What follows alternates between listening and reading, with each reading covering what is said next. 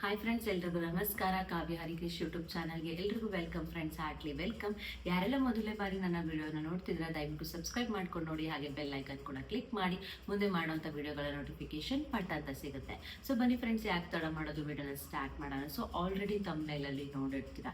So ನೀವು ಇವಾಗ baby ಪ್ಲಾನಿಂಗಲ್ಲಿ ಇರ್ತೀರಾ. ಸೊ ಯಾವ ಥರ ನೀವು ಬೇಗ ಪ್ರೆಗ್ನೆಂಟ್ ಆಗೋದು ಅಂತ ನಾನು ಈ ವಿಡಿಯೋದಲ್ಲಿ ತಿಳಿಸ್ಕೊಡ್ತೀನಿ. ಸೊ ಎಷ್ಟೋ ಜನ ಟ್ರೈ ಮಾಡ್ತಿರ್ತಾರೆ, ಬಟ್ ಆಗೋದಿಲ್ಲ. ಸೊ ನೀವು ಕರೆಕ್ಟ್ ಆದಂತಹ ಇನ್ಫಾರ್ಮೇಷನನ್ನು ತಗೊಂಡು ನೀವು ಬೇಬಿ ಅಂದರೆ ನೀವು ಇವಾಗ ಗರ್ಭಿಣಿ ಆಗಬೇಕು, ಸೊ ಪ್ರೆಗ್ನೆಂಟ್ ಆಗಬೇಕು ಅಂತ ಮಗು ಪ್ಲ್ಯಾನಿಂಗಲ್ಲಿ ಇರ್ತಿರಲ್ಲ, ಸೊ ಮಗು ಮಾಡ್ಕೋಬೇಕು ಅಂತ ಅಂದ್ಕೊಂಡಿರ್ತಾರಲ್ಲ, ಅವ್ರಿಗೆಲ್ಲ ಇದು ಒಂದು ಒಳ್ಳೆ ವಿಡಿಯೋ ಅಂತಲೇ ಹೇಳುತ್ತೆ, ಒಳ್ಳೆ ಇನ್ಫಾರ್ಮೇಷನ್ ವಿಡಿಯೋ ಅಂತಲೇ ಹೇಳ್ಬೋದಾಗಿರುತ್ತೆ. ಸೊ ಗಂಡಸರಿಗೆ ಹೆಂಗಸರಿಗೆ ಇಬ್ಬರಿಗೂ ಕೂಡ ಮಾಹಿತಿಯನ್ನು ನಾನು ಈ ವಿಡಿಯೋದಲ್ಲಿ ಕೊಡ್ತೀನಿ. ನಾವು ಯಾವ ಥರ ಪ್ಲ್ಯಾನಿಂಗನ್ನು ಮಾಡ್ಕೊಂಡ್ವಿ ಅನ್ನೋದು ಕೂಡ ನಾನು ಈ ವಿಡಿಯೋದಲ್ಲಿ ತಿಳಿಸ್ಕೊಡ್ತೀನಿ. ಬೇಗ ಕ್ವಿಕ್ಕಾಗಿ ನೀವು ಪ್ರೆಗ್ನೆಂಟ್ ಆಗಬೇಕು ಅಂದರೆ ನಾನು ಹೇಳೋ ಮೆಥಡಲ್ಲಿ ನೀವು ಫಾಲೋ ಮಾಡಿತು ಅಂತಂದರೆ 1 ಮಂತಲ್ಲೇ ನೀವು ಬೇಗ ಪ್ರೆಗ್ನೆಂಟ್ ಅನ್ನೋದು ಆಗ್ಬೋದು ಅಂತ ನಾನು ಈ ವಿಡಿಯೋದಲ್ಲಿ ತಿಳಿಸ್ಕೊಡ್ತೀನಿ. ಸರಿಯಾದ ಮಾಹಿತಿಯೊಂದಿಗೆ ನೀವು ಬೇಬಿ ಪ್ಲ್ಯಾನಿಂಗನ್ನು ಮಾಡ್ಕೊಂಡ್ರಿ ಅಂತಂದರೆ ಅದು ಕನ್ಫರ್ಮ್ ಆಗುವಂಥ ಚಾನ್ಸಸ್ ಇರುತ್ತೆ. ಕೆಲವೊಬ್ಬರಿಗೆ ದೇವರ ಆಶೀರ್ವಾದ ಕೂಡ ಇರಬೇಕಾಗುತ್ತೆ. ಸೊ ಅದು ಕೂಡ ಮೇನ್ ಪಾಯಿಂಟ್ ಆಗಿರುತ್ತೆ. ಒಂದು ಕಡೆ ಲಕ್ ಅನ್ನೋದು ಇಂಪಾರ್ಟೆಂಟ್ ಆಗುತ್ತೆ, ಒಂದು ಕಡೆ ನಿಮ್ಮ ಎಫರ್ಟ್ ಅನ್ನೋದು ಕೂಡ ಇಂಪಾರ್ಟೆಂಟ್ ಆಗುತ್ತೆ. ಎರಡು ಮಿಕ್ಸ್. ಇವಾಗ 90% ನಿಮ್ಮ ಎಫರ್ಟ್ ಆದರೆ 10% ಲಕ್ ಬೇಕೇ ಬೇಕಾಗಿರುತ್ತೆ. ಸೊ ದೇವರ ಆಶೀರ್ವಾದ, ದೇವರು ನಿಮಗೆ ಅಸ್ತು ಅಂದರೆ ಮಾತ್ರ ಅದು ಏನದು ಪೌತ್ರಿ ತಥಾಸ್ತು ಅಂದರೆ ಮಾತ್ರ ನಿಮಗೆ ಮಗು ಅನ್ನೋದು ಜನಿಸುತ್ತೆ. ಸೊ ಅದರಲ್ಲೂ ನಮ್ಮ ಎಫರ್ಟು ಕೂಡ ತುಂಬಾ ಮುಖ್ಯ ಆಗುತ್ತೆ. ಒಬ್ಬೊಬ್ರಿಗೆ ಎಷ್ಟೋ ಜನಕ್ಕೆ ಮಕ್ಕಳಾಗೋದಿಲ್ಲ.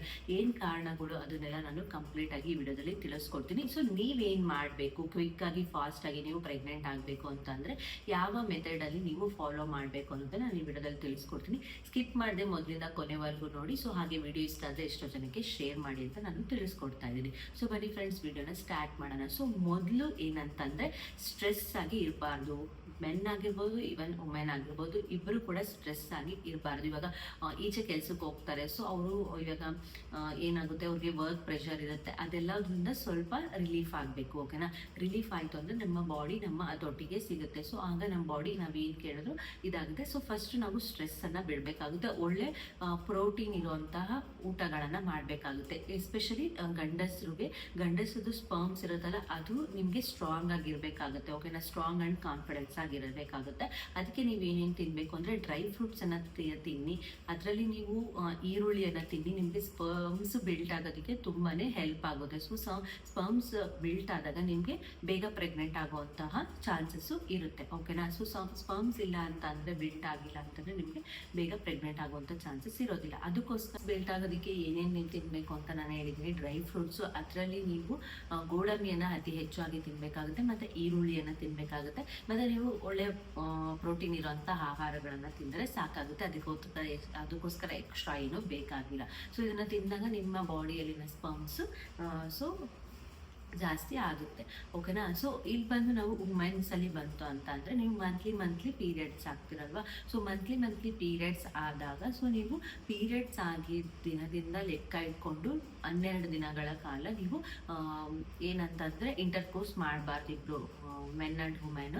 ಸೊ ಇಂಟರ್ಕೋರ್ಸು ಮಾಡೋಕ್ಕೆ ಹೋಗಬೇಡಿ. ಸೊ 12 ದಿನದ ಆಫ್ಟರು, 12 ದಿನ ಆದಮೇಲಿಂದ ನೀವು ನಿಮ್ಮ ಒಂದು ಬೇಬಿ ಪ್ಲ್ಯಾನಿಂಗನ್ನು ಸ್ಟಾರ್ಟ್ ಮಾಡ್ಕೊಳ್ಳಿ. ಸೊ ನೀವು ಬೇಗ ಪ್ರೆಗ್ನೆಂಟ್ ಆಗ್ತೀರ. ಓಕೆನಾ? 12 ದಿನ ಆಗಿ 13 ಡೇಸಿಂದ, ಸೊ ಓಕೆನಾ, 13 ಡೇಸಿಂದ ಆವಾಗ ನಿಮಗೆ ಎಗ್ ರಿಲೀಸ್ ಆಗುತ್ತೆ, ಓವ್ಯುಲೇಷನ್ ಎಲ್ಲ ಸ್ಟಾರ್ಟ್ ಆಗಿರುತ್ತೆ. ಸೊ ಆಗ ನೀವು ಓಕೆನಾ ಇಂಟರ್ಕೋರ್ಸ್ ಮಾಡ್ಕೊಂಡ್ರಿ ಅಂತಂದರೆ ನಿಮಗೆ ಬೇಗ ಮಗು ಆಗುವಂಥ ಚಾನ್ಸಸ್ ಇರುತ್ತೆ. 1 ಮಂತಲ್ಲೇ ಕ್ಲಿಕ್ ಆಗುತ್ತೆ. ಸೊ ನಾವು ಕೂಡ ಅದೇ ರೀತಿಯಾಗಿ ಮಾಡಿದ್ದು. ನಿಮಗೆ ಗೊತ್ತಾಗಿಲ್ಲ ಅಂತಂದರೆ, ನಿಮ್ಮದು ಒಂದು ಪೀರಿಯಡ್ ಸೈಕಲ್ ಇರುತ್ತಲ್ವ.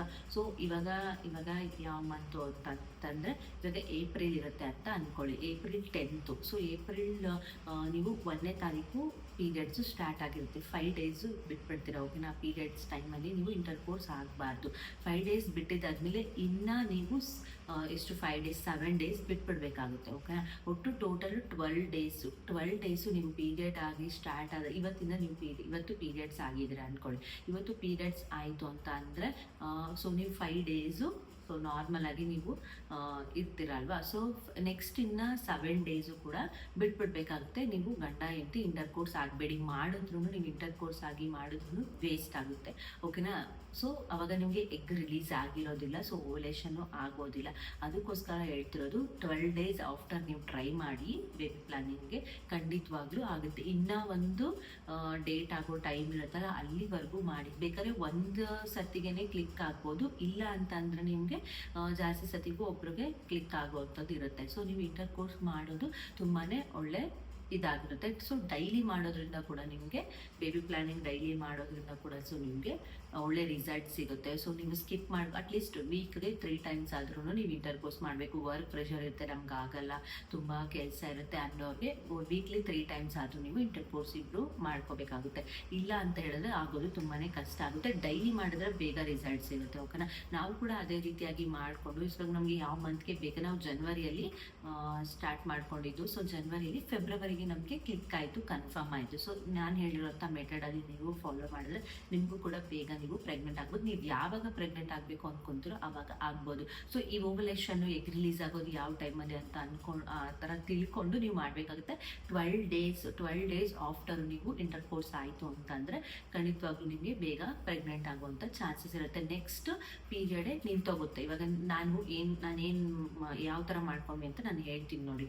ಈಗ ನಾವು ಜಾನ್ವರಿಯಲ್ಲಿ ಜನವರಿಯಲ್ಲಿ ಪೀರಿಯಡ್ ಆದೆ ನಾನು ಜಾನ್ವರಿ, ಸೊ ಸಮಥಿಂಗ್ ಡೇಟ್ ನನಗೆ ನೆನಪಿಲ್ಲ. ಸೊ ಜಾನ್ವರಿಯಲ್ಲಿ ಪೀರಿಯಡ್ಸ್ ಆದೆ. ಸೊ ಪೀರಿಯಡ್ಸ್ ಆದಾಗಿಂದ ಲೆಕ್ಕ ಇಟ್ಕೊಂಡು 12 ಡೇಸ್ವರೆಗೂ ನಾವು ಯಾವುದೇ ರೀತಿಯಾದಂಥ ಇಂಟರ್ ಕೋರ್ಸ್ ಆಗಿಲ್ಲ. ಸೊ ಆದ್ರೂ ವೇಸ್ಟ್ ಅದು. ಓಕೆನಾ? ಮಾಡಬಾರ್ದು ಅಂತಲ್ಲ, ಆದ್ರೂ ಅದು ನಿಮಗೆ ಬೇಬಿ ಆಗೋದಕ್ಕೆ, ಪ್ರೆಗ್ನೆಂಟ್ ಆಗೋದಕ್ಕೆ ಹೆಲ್ಪ್ ಆಗೋದಿಲ್ಲ. ಸೊ 12 ಡೇಸ್ ಆಫ್ಟರ್ ನೀವೇನು ಮಾಡ್ತೀರಾ ಅದು ತುಂಬಾ ಮುಖ್ಯ ಆಗಿರುತ್ತೆ. ಸೊ ಅದಕ್ಕೋಸ್ಕರ 12 ಡೇಸ್ ಆಫ್ಟರ್ ನಾವು ಮಾಡ್ಕೊಂಡಿದ್ದು ಜನವರಿಯಲ್ಲಿ ನಾನು ಪೀರಿಯಡ್ 1ನೇ ತಾರೀಕು ಪೀರಿಯಡ್ ಆದೆ, 12ನೇ ತಾರೀಕು ಮೇಲೆ ನಾನು ಓಕೆನಾ ನಾವಿಬ್ಬರು ಇಂಟರ್ ಕೋರ್ಸ್ ಆದ್ವಿ. ಓಕೆನಾ? ಸೊ ಅದಾದ್ಮೇಲಿಂದ ಸೊ ನೆಕ್ಸ್ಟ್ ಫೆಬ್ರವರಿಗೆ ನಾನು ಪೀರಿಯಡ್ಸ್ ಆಗಲಿಲ್ಲ. ಸೊ ಆಗ ನನಗೆ ಪೀರಿಯಡ್ಸು ಸ್ಟಾಪ್ ಆಯಿತು. ಸೊ ಆ ರೀತಿ ನಿಮಗೂ ಕೂಡ ಆಗುತ್ತೆ. ಸೊ ನಾನು ಹೇಳಿರೋಂಥ ಮೆಥಡಲ್ಲಿ ಫಾಲೋ ಮಾಡಿ. ಅಲ್ಲೂ ನಿಮಗೆ ಸ್ಟ್ರೆಸ್ ಇರಬಾರ್ದು, ಯಾವುದೇ ಒತ್ತಡ ಇರಬಾರ್ದು. ಸೊ ಮತ್ತು ಡಿಪ್ರೆಷನ್ಗೆ ಹೋಗೋದು, ಯೋಚನೆ ಮಾಡೋವಂಥದ್ದು, ಲೇಡೀಸ್ ಆಗಿರ್ಬೋದು, ಜೆಂಟ್ಸ್ ಆಗಿರ್ಬೋದು, ಈ ರೀತಿಯಾಗಿ ನೀವು ಮಾಡ್ಕೊಳ್ಳೋದಕ್ಕೆ ಹೋಗಬೇಡಿ.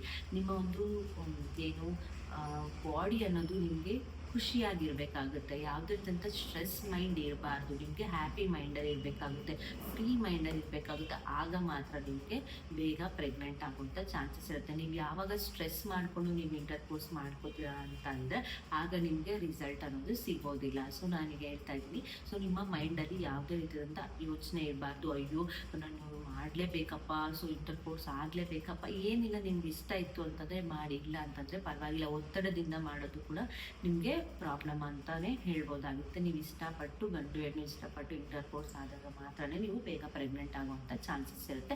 ಆ ಒಂದು ಸ್ಪರ್ಮ್ಗೂ ಕೂಡ ಎನರ್ಜಿ ಇರುತ್ತೆ. ಯಾವಾಗ ಗಂಡಸ್ರದ್ದು ಸ್ಪರ್ಮ್ಗೆ ಎನರ್ಜಿ ಇರಬೇಕು ಅಂತಂದರೆ ಇಬ್ಬರಲ್ಲೂ ಕೂಡ ಒತ್ತಡ ಇರಬಾರ್ದು. ಓಕೆನಾ? ಸೊ ಇದ್ದಾಗ ನೀವು ಫ್ರೀ ಮೈಂಡಲ್ಲಿ ಮಾಡಿದಾಗಲ ಕೂಡ ನಿಮಗೆ ಹ್ಯಾಪಿ ಮೈಂಡಲ್ಲಿ ಇದ್ದಾಗ ಕೂಡ ನಿಮಗೆ ಒಳ್ಳೆ ರಿಸಲ್ಟ್ ಅನ್ನೋದು ಸಿಗುತ್ತೆ. ಡೈಲಿ ಮಾಡೋದ್ರಿಂದ ನಿಮಗೆ ಬೇಗ ರಿಸಲ್ಟ್ ಸಿಗುತ್ತೆ. ಸೊ ಆಗಲ್ಲ ಅನ್ನೋರು ವೀಕ್ಲಿ 3 ಟೈಮ್ಸ್ 4 ಟೈಮ್ಸ್ ಮಾಡೋದ್ರಿಂದ ಸೊ ಬೇಗನೆ ರಿಸಲ್ಟ್ ಸಿಗುತ್ತೆ. ಯಾಕಪ್ಪ ಈ ಮದುವೆ ಆದಾಗ, ಸೊ ಮದುವೆ ಆಗಿದ ತಕ್ಷಣವೇ ಪ್ರೆಗ್ನೆಂಟ್ ಆಗ್ತಾರೆ ಅಂದರೆ ಸೊ ಈ ಥರ ಮಾಡ್ಕೊಳೋದ್ರಿಂದ ಬೇಗ ಅವಾಗ ಸ್ವಲ್ಪ ಹ್ಯಾಪಿ ಮೈಂಡ್ ಇರುತ್ತೆ, ರಿಲೀಫ್ ಮೈಂಡ್ ಇರುತ್ತೆ. ಸೊ ಅದಕ್ಕೆ ಆಟೋಮೆಟಿಕ್ಕಾಗಿ ಬೇಗ ಆಗ್ತಾರೆ.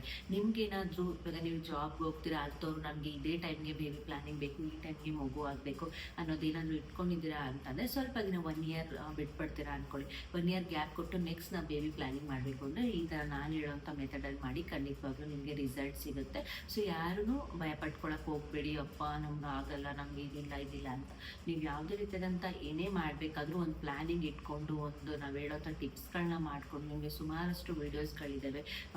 ಮಗು ಆಯಿತು ಅಂತಂದರೆ ಏನಾದರೂ ಪ್ರಾಬ್ಲಮ್ ಆಗುತ್ತೆ, ಆ ಥರ ಈ ಥರ ಏನೂ ಇಲ್ಲ. ಸೊ ನಿಮ್ಮ ಮೈಂಡ್ ಫ್ರೀ ಮೈಂಡಲ್ಲಿ ಇಟ್ಕೊಂಡು ನೀವು ಗಂಡ ಹೆಂಡತಿ ಇಬ್ಬರು ಮಾತಾಡಿಕೊಂಡು ಪ್ಲ್ಯಾನಿಂಗನ್ನು ಮಾಡಿಕೊಂಡ್ರೆ ಬೇಗ ಅರ್ಲಿ ಪ್ರೆಗ್ನೆಂಟ್ ಆಗುವಂಥ ಚಾನ್ಸಸ್ ಇರುತ್ತೆ. 12 ಡೇಸ್ ಆಫ್ಟರ್ ಟ್ರೈ ಮಾಡಿ. ಒಳ್ಳೆ ಪ್ರೋಟೀನ್ ಇರೋಂಥ ಫುಡ್ ತಿನ್ನಿ, ಸ್ಟ್ರೆಸ್ ಫ್ರೀ ಇರೋವಂಥದ್ದು ಇಂಟರ್ ಕೋರ್ಸ್ ಮಾಡಿ. ಆಗ ಖಂಡಿತವಾಗ್ಲೂ ನಿಮಗೆ ಪ್ರೆಗ್ನೆಂಟ್ ಆಗುವಂಥ ಚಾನ್ಸಸ್ ಇರುತ್ತೆ. ಈ ವಿಡಿಯೋ ತುಂಬ ಜನಕ್ಕೆ ಹೆಲ್ಪ್ ಆಗುತ್ತೆ ಅಂದ್ಕೊಂಡು ಶೇರ್ ಮಾಡಿ, ಅವ್ರಿಗೆಲ್ಲ ಯಾರ್ಯಾರಿಗೆಲ್ಲ ಹೆಲ್ಪ್ ಆಗುತ್ತೆ. ಸೊ ಹಾಗೆ ಲೈಕ್ ಅಂತ ಕಮೆಂಟ್ ಮಾಡೋದು ಮಾತ್ರ ಮರಿಬೇಡಿ. ಏನಾದರೂ ಡೌಟ್ಸ್ ಇತ್ತು ಅಂದರೆ ಕಮೆಂಟ್ ಮಾಡಿ, ನಾನು ಕ್ಲಿಯರ್ ಮಾಡ್ತೀನಿ. ಥ್ಯಾಂಕ್ ಯು ಸೋ ಮಚ್ ಇಷ್ಟೊತ್ತು ವಿಡಿಯೋ ನೋಡೋದಕ್ಕಾಗಿ. ಮತ್ತು ಇನ್ಫಾರ್ಮೇಷನ್ ವಿಡಿಯೋ ನನಗೆ ಸಿಗ್ತೀನಿ. Take care, bye bye, love you all.